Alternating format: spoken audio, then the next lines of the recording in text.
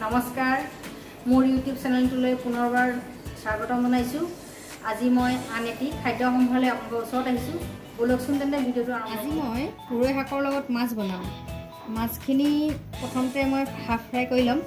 তাৰপিছতে পুৰৈ শাকখিনি সৰু সৰুকৈ কাটি দি দিম। পুৰৈ শাকখিনি ইমান সৰু সৰুকৈ নাকাটিলেও হয়, কাৰণ পুৰৈ শাকটো সিজি যায় সোনকালে। তাৰ ঠাৰিটো আজি মই মাছৰ লগত দিম। কেনেকৈ দিম সেইখিনি মই আপোনালোকক দেখুৱাম।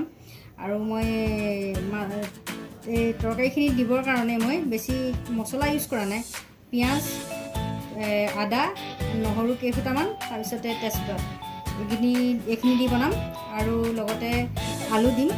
আলু অকণমান দিলে খাবলৈ বেছিকৈ আমি ছিঙি আনো, ঠাৰি সৈতেই ছিঙি অনা হয়, আৰু বা কিনি আনিলে হ'লেওতো ঠাৰি সৈতেই অনা হয়। সেইকাৰণে মই এই পাতখিনি এক্সট্ৰাকৈ এৰুৱাই দিছোঁ। ঠাৰিখিনি বেলেগকৈ থৈছোঁ। মই আজি ঠাৰিখিনিও দিম। ঠাৰিখিনি যিখিনি কোমল অংশ, সেই কোমল অংশখিনি দিব পাৰি, খাব পাৰি ধুনীয়াকৈ বাকলিটো গুচাই।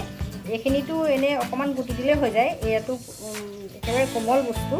আৰু মই এতিয়া ঠাৰিখিনি কেনেকৈ গুচাই ল'ম সেইখিনি আপোনালোকৰ আগত দেখুৱাম।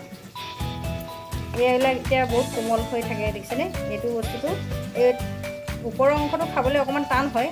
সেইকাৰণে এই বস্তুটো সম্পূৰ্ণ বাকলিটো এনেকৈ এৰুৱাই ল'ব লাগে। এৰুৱাই ল'লে যেতিয়া আমি ওপৰৰ বাকলিখিনি এৰুৱাই দিওঁ তেতিয়া খাবলৈ বস্তুটো ভাল হয়। আৰু বুঢ়াখিনিও খাব পাৰি, একেবাৰে বুঢ়াখিনি খাব নোৱাৰি। ভিতৰৰ অংশটো সদায় কোমলে হৈ থাকে।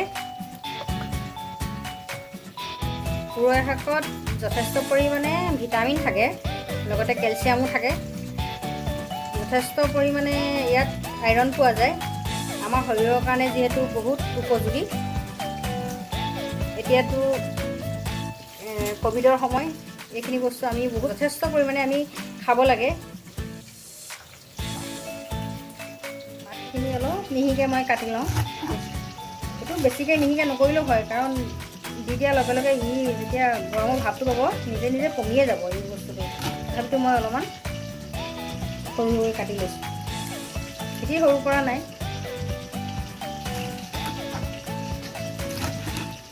এইখিনি মই এতিয়া কাটি ল'লোঁ।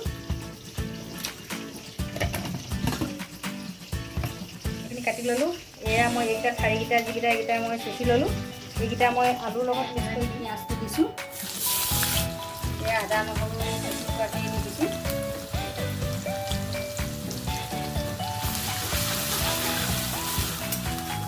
এতিয়া আলু আৰু পুৰৈ শাকখিনি দি পানীখিনি দি দিম।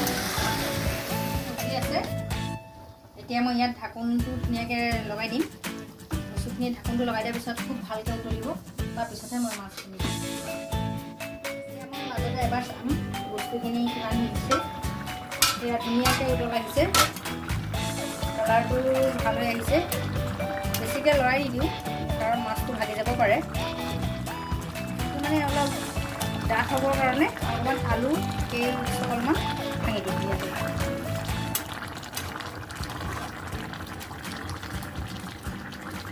তেতিয়া বস্তুটো খাবলৈ বেছি সোৱাদ হৈ আহে।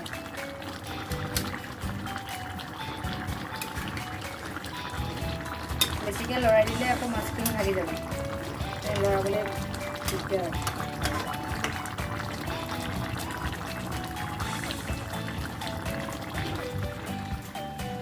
এইখিনি মোৰ হৈ গৈছে। মই এতিয়া গেছটো অফ কৰি দিম। গেছটো অফ কৰি দিয়াৰ পিছত মই কেইটামান ধনিয়া পাত ইয়াতে কাটি দিম।